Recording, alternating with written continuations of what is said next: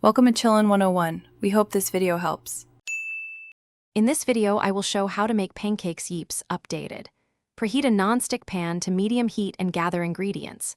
Start by whisking dry ingredients, then stir in milk, eggs, and melted butter until just combined and slightly lumpy.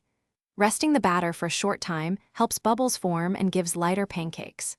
Spoon 1/4 cup portions onto the pan, cook until edges set, flip once, and serve warm with your favorite toppings.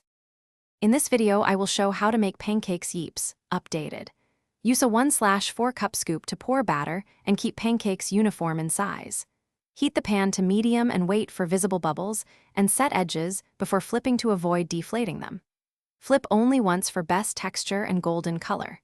If cooking in batches, hold finished pancakes on a baking sheet in a 200 degrees F oven to stay warm without drying out.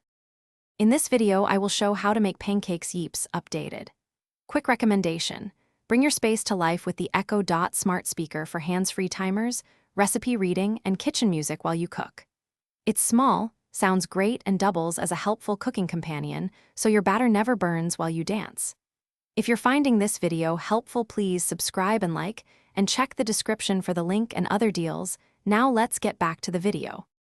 In this video, I will show how to make Pancakes Yeeps updated. Experiment with mix-ins like blueberries, chocolate chips, or chopped nuts folded gently into the batter. For a banana cinnamon version, mash ripe banana and stir in a pinch of cinnamon for natural sweetness. Try savory options with herbs and grated cheese for brunch.